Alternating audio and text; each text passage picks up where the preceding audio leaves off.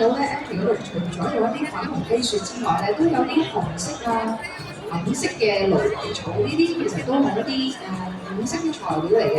咁佢剛才我想講啦，除咗新鮮嘅材料之外，一啲乾嘅材料之外嘅時候，我哋都會用一啲漂白啊或者染色嘅材料嘅。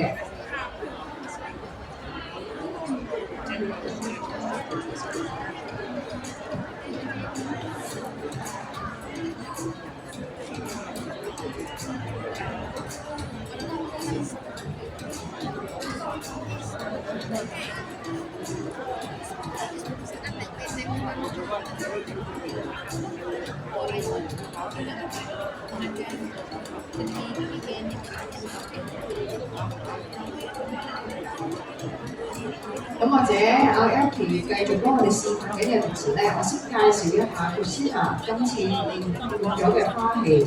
咁呢個花器咧就係由 Christina 嘅老師何顯成老師咧親手製作嘅一個陶器嘅花器嚟嘅。咁又有一種好特別嘅材料啦，呢一個咧就係大葉南洋杉。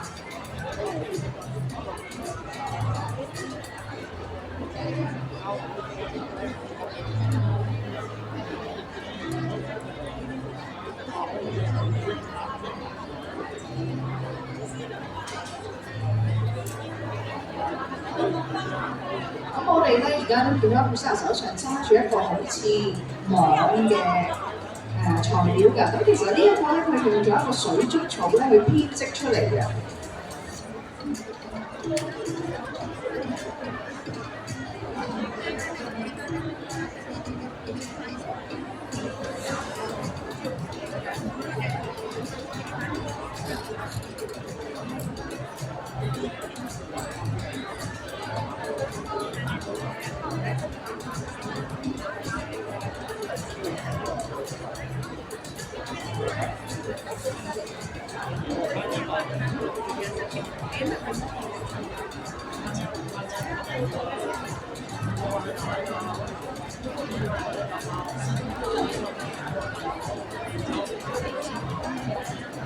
咁我哋見到 Anki 咧加緊一支就係我哋染色嘅桃紅啦，同埋粉紅嘅蘆葦草。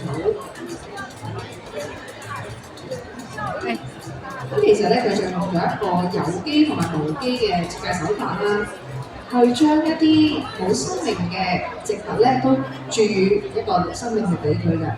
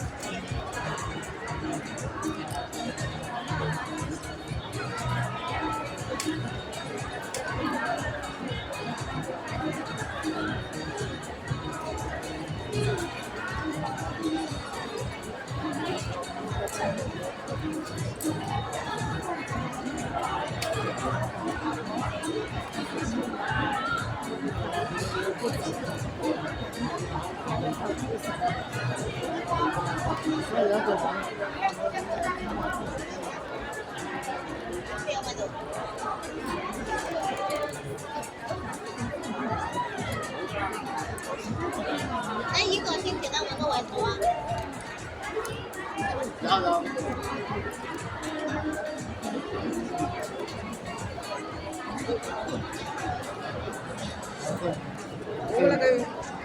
先揾到位，你係揾唔到啦。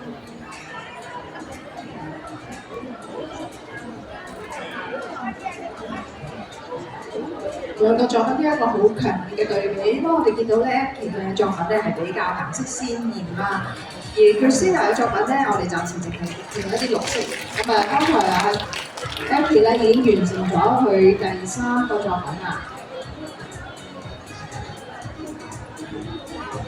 咁而 Christina 咧就剛剛加上一個花材就係大蕊花啦，咁同啲綠色咧成為一個好強烈嘅對比。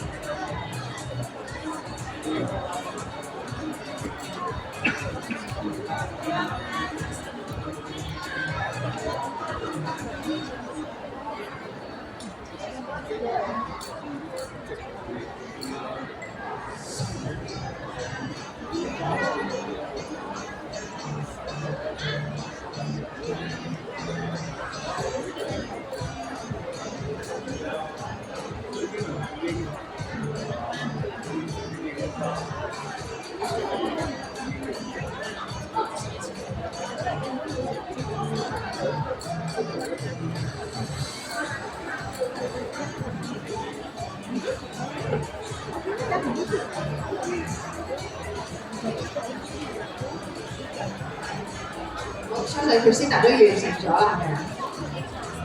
好，唔該晒佢啊！咁啊，大家可以見到啦，呢一個有個大葉紋嘅撐，用咗水碧彩去編織嘅花材，同埋最後一個花就係大蕊花啦。